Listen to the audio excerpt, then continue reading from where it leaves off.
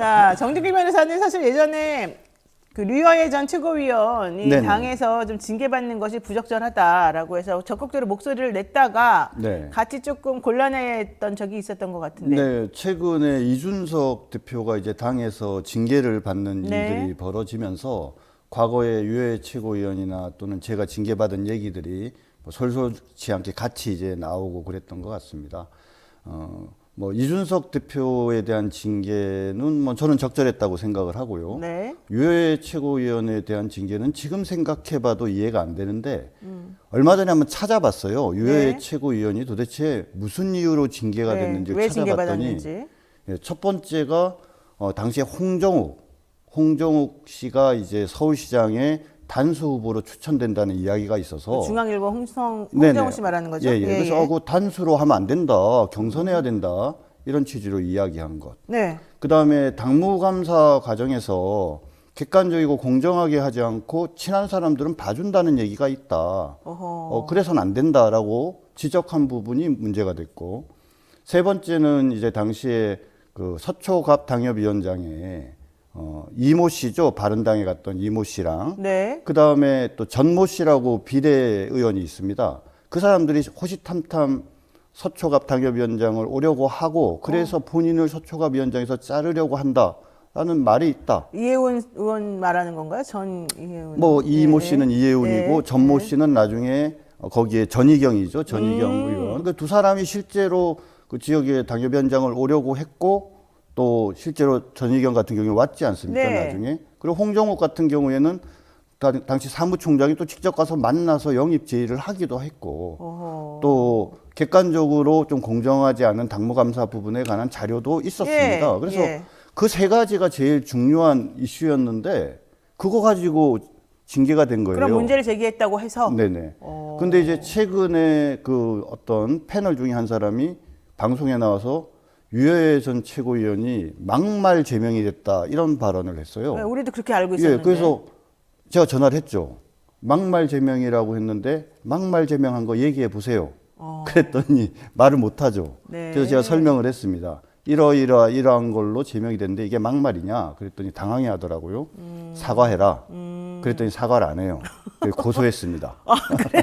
요즘 뭐 고소 꽤 많이 하셨던 걸로 알고 그렇죠. 있어요. 근데 네. 그것 이외에 사실 홍준표 지금 시장도 대구시장? 고소를 했어요. 왜요? 왜 고소를 했냐면 그러고 나서 얼마 안 돼가지고 네. 또 본인이 방송을 하면서 유해 최고위원이 본인이 성희롱을 한 적이 없는데 성희롱을 했다라고 해서 제명시켰다 이런 발언을 했고 그다음에 저와 관련해서는 처음에 제명을 했더니 법원에서 당원권 정지 1년 이제 그러니까 제명이 이제 효력정지 가처분을 받아냈어요. 네. 그랬더니 다시 당원권 정지 1년 징계를 저한테 또 했거든요. 근데 그것도 효력정지 가처분을 받았습니다. 네. 그래서 결론적으로 저는 당에서 세 차례에 걸쳐서 징계를 받았지만 다 효력정지 가처분이 그렇죠. 돼서 징계를 안 받은 건데 홍준표 시장이 좀 이제 연세가 드셔서 그런지 제가 당원권 정지 1년으로 바꿔서 했더니 법원에서 그걸 받아들였다 이렇게 또 사실과 다른 또 말씀을 하셨어요. 그래서 저희가 조용히 고소장을 하면 됐습니다. 예. 자, 어쨌든 류여애 전 최고위원 지금 언제 억울하게 징계 당했었었는데 지금 말씀에 의하면. 네네. 예. 근데 결론적으로는 다 법원에 의해서 다시 또 제대로 돌아온 거 아니었어요? 아닙니다. 그래서 이제 네. 또 이제 복귀 과정에 대해서 또 설명을 드리면 긴데 네. 아무튼 뭐 이준석 대표가 네. 당시에 이제 당대표 시절에 홍준표도 복당했는데 문제가 있겠냐 그래서 이제 복당 신청서를 냈습니다. 네. 그랬는데 뭐 어떤 이유에서인지 이제 복당을 안 시켜주고 당시 사무총장이었던 사람을 통해서 사실상 뭐 각서 같은 거를 써라. 그래서 뭔 각서를 쓰냐 물어봤더니 들어와서 홍준표 후보를 혹시 공격해서 경선에 영향을 미치거나 악영향을 주거나 분위기가 좀 안 좋아질 수 있으니까 그런 류의 각서를 쓰라고까지 그러더라고요. 그래서 그거는 좀 그렇지 않냐. 각서를 네. 써놓고 안 지킬 수도 있는 네, 거고 네. 부적절하다 그랬더니 이제 계속 미루어지다가 그래서 사실 이준석 대표가 좋은 아이디어를 줬어요. 저기 국민의당과 합당할 계획이니까 국민의당에 입당을 해서 그런 다음에 합당하면 들어와라. 그래서 기다리다가 올해 한 3월 정도 돼서 이제 국민의당에 원서를 내서 그 당에 입당을 했죠. 그래서 합당이 됐는데 당연히 국민의당 당원이면은 국민의힘의 당원으로 자동으로 네. 되지 않습니까? 법에 따라서. 그런 줄 알았는데. 그런데 당원 명부에 이름을 안 올려주는 거예요. 그래서 왜 안 올려주냐 그랬더니 말을 안 해요. 그래서 조용히 소송을 해서 이겼습니다.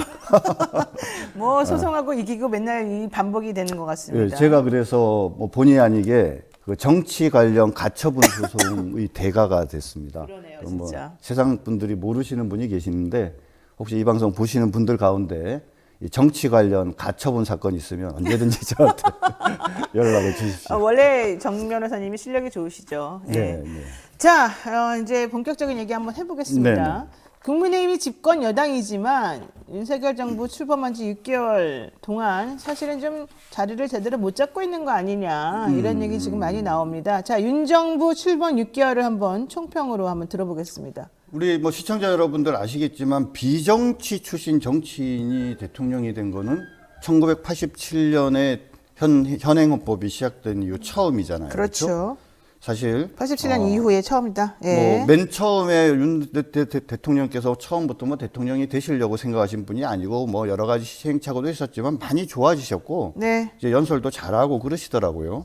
그리고 이제 국민들이 왜 정치인 중에 대통령을 뽑지 않고 비정치인 출신을 뽑았냐라는 점을 잘 생각을 해보면 네.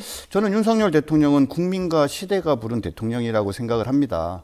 그래서 비정치인인 대통령이 정치 영역에서 활동을 하는 과정에서 부족한 건 어떻게 보면 너무나도 당연한 거니까 조금 인내심을 가지고 좀 더 지켜보는 지혜가 필요하지 않을까. 네, 그렇게 생각합니다. 그렇군요. 그러니까 약간 미흡한 부분이 있지만 그건 비정치인이기 때문에 어쩔 수 없는 부분이 있으니 그렇죠. 좀 지켜보면서 대통령을 우리가 좀 기다려줘야 된다 이런 취지예요. 한 1년 정도는 좀 봐줘야 되지 않겠습니까? 1년 동안? 뭐 그럼에도 불구하고 여전히 네. 문제가 있다면은 네. 이제는 비정치인이기 때문에 잘 몰랐다라는 얘기가 국민들이 이제 인정 안 할 것 같아요. 근데 아직은 네. 아직 6개월 정도밖에 안 됐으니까 좀 기다려주는 게 좋지 않겠습니까? 알겠습니다. 네, 윤석열 대통령 이 얘기 들으면 좋아하실 것 같아요. 자, 홍준표 대구시장 네네. 국민의힘 정체성이 모호하다 이러면서 그 네. 이유를 정책과 이념이 같지 않은 온갖 사람들이 잡탕처럼 당에 들어왔기 때문이다 이런 네네. 얘기를 했습니다. 네네. 반면에 이 바른미래당 출신이지만 어쨌든 같은 당인 김근식 전 국민의힘 비전 전략실장이죠. 네네네. 이분은 다가올 총선에서는 우파 순혈주의 대신에 중도 보수를 막론한 외연 확대가 필수 아니냐 이런 얘기까지 했습니다. 그러니까 지금 홍준표 시장은 외부 사람들이 너무 자탕처럼 들어가지고 지금 정체성이 혼란이다 국민의힘 네네. 자체가 이런 네. 얘기고 김근식 전 실장 같은 경우에는 그게 아니다. 오히려 외연 확대를 힘써야 되는 거니까 다양한 사람들의 의견을 들어야 된다. 뭐 이런 네네. 얘기 같아요. 자, 이거 내부에서는 어떻게 양쪽에 대해서 평가를 하고 있나요? 뭐 글쎄 좀 안타까운 분위기가 많죠. 뭐 사실 홍준표 시장은 당대표를 2번이나 했고 대선 후보였고 한번타면 또 이번에 대통령이 될 뻔까지 했던 하마터면? 거물이잖아요. 네. 그죠? 네. 그런 측면에서 뭐 김근식 그 위원장이 뭐 나름대로 열심히 활동하고 있지만 비교 대상이 아니에요. 네. 그런데 사실 그런 김근식이 홍준표 시장과 이렇게 맞짱을 뜰 수 있는 이 상황이 된 건 뭐냐? 제가 보기엔 홍준표 시장의 처신에 문제가 있었다. 뭐 시청자 여러분이 기억하시는지 모르겠는데 자꾸 정체성 이야기를 하고 있지만 지난 대선 때 홍준표가 혹시 어떤 색깔 마스크인지 기억나세요? 파란 색깔 했어요. 파란 색깔 했어요? 넥타이도 파란 색깔 하고 다녔어요. 어머나, 그랬군요. 그러한 어떤 이미지 정치를 하면서 본인이 했던 그런 어떤 활동들을 보면 네. 이런 정체성 이야기를 하는 게 사실은 좀 홍준표한테 적절하지 않은 면이 있습니다. 그리고 하나만 덧붙여서 말씀드리면 홍준표 사실은 시장이 그 바른당 탄핵에 찬성하고 분당을 해서 보수 우파를 분열시켰던 그 사람들을 네. 두 차례에 걸쳐서 복당을 받아준 사람이 본인이거든요. 그래 놓고 이런 이야기를 하면 네. 좀 이율배반적이지 않겠습니까? 네. 그럴 수도 있군요. 근데 홍준표 시장은 사실은 2030 뭐 2층에서도 상당한 인기를 얻었었고요. 네네. 그다음에 국민의힘 내부에서도 그 타이밍마다 또 좀 촌철살인같이 중요한 말을 해서 네. 또 사람들이 저 시원하다 이런 얘기도 했거든요. 네, 그래서 지금 제가 여기 나와서 보니까 이게 이 노영희 변호사의 사이다 네. 얘기하던데 네. 홍준표 시장의 그 콜라, 홍카콜라와 콜라. 혹시 네, 이렇게 자매 홍카콜라. 결혼하신 건 아니죠? 아닙니다. 자, 요 얘기도 여쭤볼게요. 정치권에서는 국민의힘이 이른바 윤심을 주축으로 운영이 되고 있다. 뭐 윤핵관 얘기하지 않습니까? 네, 네, 네. 그리고 대통령 심기 경호하느라고 할 말을 제대로 못하고 있다. 네, 네, 이런 얘기를 네. 지금 합니다. 네, 네. 실제 그렇습니까? 어떻습니까? 좀 냉정하게 말씀을 드리면요. 네. 만약에 윤심이 당부에 개입하고 있다면 이런 상황이겠습니까? 아하, 일사불란해야죠. 그래요? 그리고 어떻게 유승민 같은 사람이 당대표 유력 후보 1등 이야기가 나오겠습니까? 어떻게 김근식이 윤석열 대통령에게도 달려들고 또 이제 이준석이 제명을 당해야 되는 거 아니에요? 그 정도 되면? 네. 윤석열 대통령의 윤심이 당에 제대로 반영이 되면 네. 이준석은 제명 당하고도 남죠. 그래요. 그런데도 뭐 당원권 정지 정도 되고 지금도 계속 한마디씩 하고 있지 않습니까? 네. 윤석열 대통령의 윤심이 당을 장악하고 있다라는 얘기는 한마디로 허구입니다. 아, 그게 네. 아니에요? 아이, 그럼요. 자, 그런데 강신학 변호사가 네. 잘 아시잖아요, 강신학 변호사 잘 개인적으로도. 알죠. 네네. 강신학 변호사가 김건희 여사의 가장 요즘에 이제 제일 드러나는 최측근으로 얘기되면서 네네. 본인이 이제 엄청나게 윤심과 이 건희 여사님의 마음을 잘 아는 것처럼 지금 사실 말을 하고 있어요. 세상에서 제일 어려운 게요. 이 자가 발전하는 사람이거든요. 아, 근데 그분 네, 자가 제가 발전했어요? 뭐 다른 거는 모르겠지만 강신업 변호사 스스로 본인이 이거 우리 김건희 여사님 네. 이제 모임 단체 지지자 모임의 건희사랑? 회장 건희사랑이가 네. 그만두셨잖아요. 네, 그리고 네. 본인이 개인적으로 자기 의견 이야기한다라고 분명히 입장을 말씀하셨고 그러는데 과거에 이제 건희사랑의 회장이었다라는 등의 사정을 내세워서 마치 이렇게 연결이 돼 있다고 이렇게 사실 몰아세우는 건 적절하지 않은 것 같아요. 그리고 뭐 나름대로 자기 소신을 가지고 말씀을 하시는지 모르겠지만 뭐 그것이 뭐 윤심이라거나 김건희 여사의 뜻이다 아니다? 이렇게 이야기를 하면 아마 두 분이 말씀하시고 싶을 것 같아요. 그거 아니다라고 말씀하시고 싶은데 또 그 말도 못 합니다. 아, 대통령이거나 영부인의 입장에서 그죠? 한 정치인의 한 사람에 불과한 사실은 강신업 변호사의 일거수일투족에 대해서 네. 말을 하는 순간에 오히려 이상해지는 거죠. 네. 근데 그 변희재 미디어워치 대표 같은 경우에는 강신업 변호사가 한 말들이 다 되고 있다. 그 사람이 오히려 진두지휘한다 이런 얘기했는데 그건 아닌가 보네요. 글쎄요, 뭐 변희재 대표랑 강신업 변호사는 별로 사이가 안 좋은 걸로 알고 있습니다. 그래서 그렇군요. 네네. 자, 지금 우리 변호사님께서는 윤심으로 작동되는 게 아니다 말씀하셨지만 그렇다면 검심으로 작동된다 이런 말은 어떻게 보세요? 본인이 검사 출신이시잖아요. 그 대통령 주변에 있는 수많은 검사들 다 친분 있는 걸로 아는데. 뭐 근데 이제 뭐 윤석열 대통령 주변에 검사들이 많을 수밖에 없는 거 아닌가요? 그렇죠. 왜냐하면 사람이 정치를 하는데 믿고 신뢰할 만한 사람을 데려다 쓸 수밖에 없는데 그 자리에 물론 다른 사람한테 추천을 받아서 쓸 수도 있는 거지만 본인이 잘 아는 믿을 만한 사람을 앉히는 건 어떻게 보면 당연한 것 같아요. 네. 그렇기 때문에 상대적으로 과거의 대통령에 비해서 뭐 검사 출신이 많을 수밖에 없는 건 네. 어떻게 보면 당연한 건데 중요한 것은 이제 그 사람들이 자기가 맡은 역할을 제대로 하느냐. 그래서 사실 다수의 국민들이 혹시 걱정하는 거는 이 검사로서 세상을 바라보고 일을 하는 것과 또 검사가 아닌 자리에서 일을 하는 방식은 달라야 되는데 거기 가서도 혹시 본인이 검사 때처럼 일을 하는 것은 아닐까라는 그런 우려와 걱정들은 있고 저는 그 지적은 또 되게 적절하다고 봐요. 그렇기 때문에 오히려 그런 문제 제기에 대해서는 좀 진지하게 받아들이고 그 대통령을 잘 모시려고 하는 사람들이 스스로 분발해서 그런 좀 속칭 말하는 좀 검사의 때를 벗기 위해서 노력하는 거 필요하지 않을까 싶습니다. 네. 자, 일각에서는 그 이세창 총재가 뭐 네. 자유총연맹 총재 권한대행이었나요? 네. 그분이. 윤석열 대통령 당선의 21등 공신이다. 뭐 이런 얘기를 하면서 네. 그분하고 친한 사람이 윤상현 의원인데 그래서 요즘에 신윤핵관으로 떠오르고 있고 당대표도 될 것이다. 이런 얘기도 하고 있더라고요. 아, 네. 윤상현 의원이 아마 윤 대통령보다 나이가 좀 어린 것 같아요. 예, 예. 제가 윤상현 의원을 알기로는 뭐 술도 좋아하고 되게 이렇게 호남 스타일인데 네. 아마 윤석열 대통령을 저는 사석에서 형님이라고 할 것 같아요. 스타일상. 그렇죠.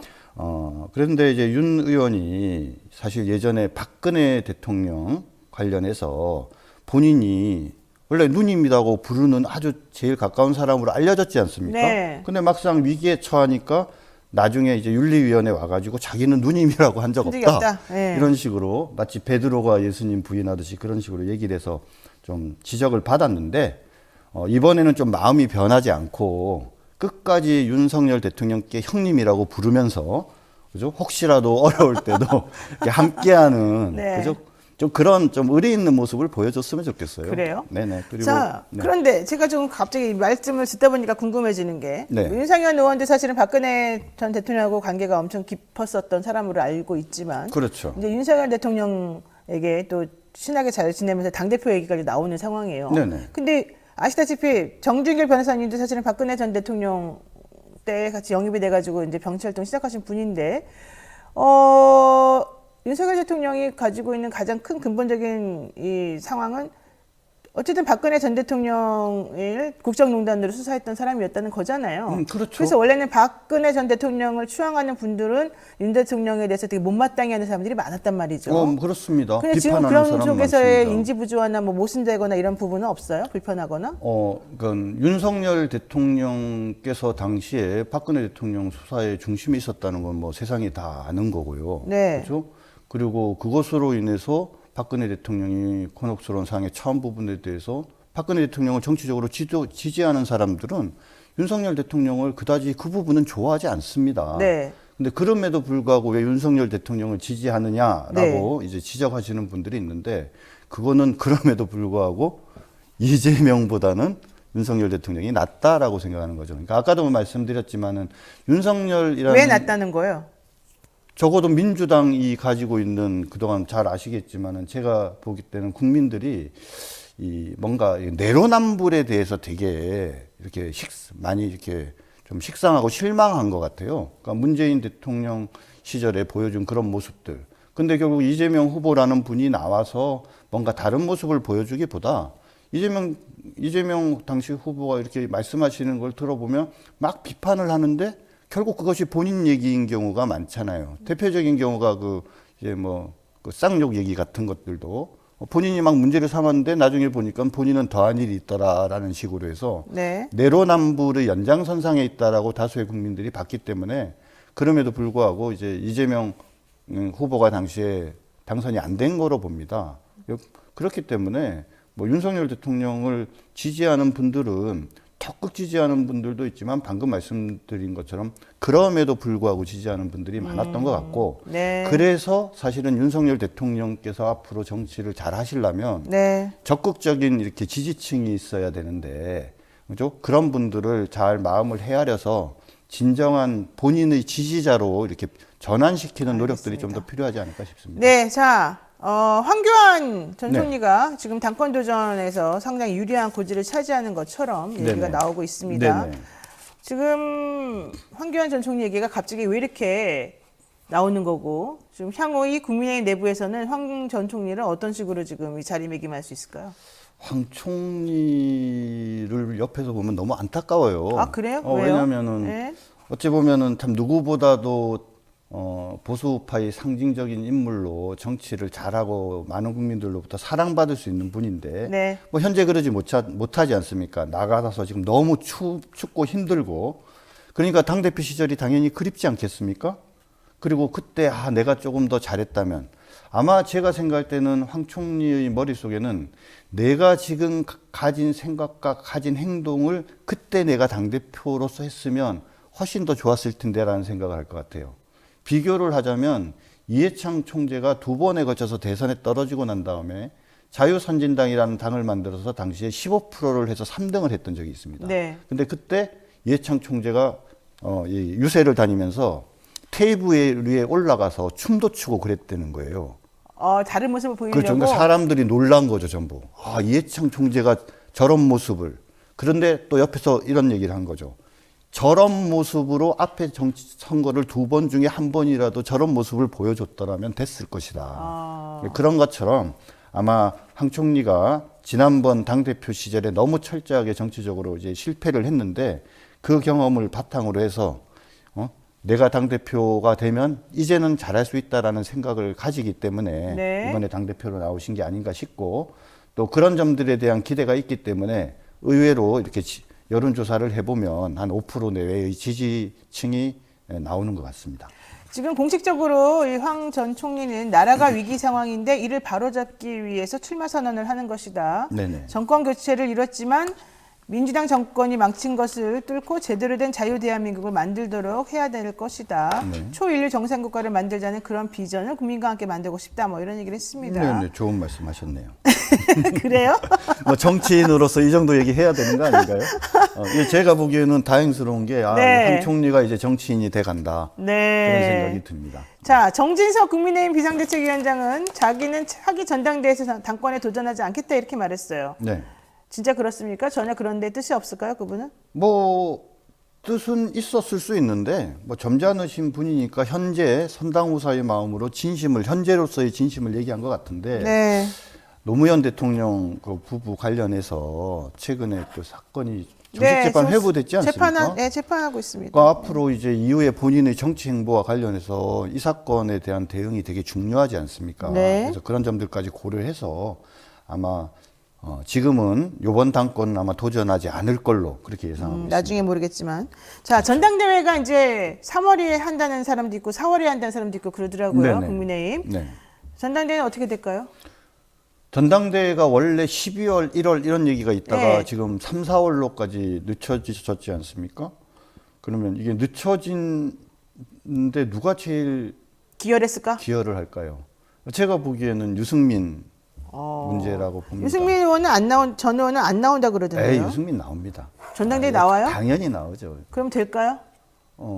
반반입니다. 그러니까 혹자들은 이렇게 얘기를 해요. 유승민은 원래 전통 보수파에서 박근혜 대통령 탄핵의 주범이고 또 보수파를 분열시킨 책임자이고 그럼에도 불구하고 여전히 자신의 잘못을 반성하고 있지 않는 사람이기 때문에 네. 실제로 지지자가 없다 이렇게 이야기를 하는 사람도 있지만 뭐 아까 지적하셨지만 윤석열 대통령을 선택한 사람들이 바로 보수파 TK 민심 아닙니까? 네. 그러니까 왜 홍준표를 택하지 않고 윤석열 대통령을 택했냐. 의외로 그 보수파의 심장이라고 하는 대구 경북에서. 경북 지역에서는 거기에 계신 분들이 실용적인 사고방식을 갖고 있는 거죠. 뭐 사람들이 보수파가 뭐냐라고 얘기할 때 다양한 이야기를 하지만 사실은 실용주의적인 어떤 그런 사고방식들이 되게 중요한 대한민국 보수파의 전통이기도 합니다. 네. 그런 관점에서 보면 유승민이라는 사람이 보수파가 좀 더 단단하고 외연을 확장하는 데 도움이 된다라고 실제로 생각하는 분들이 또 의외로 있는 것이 현실이거든요.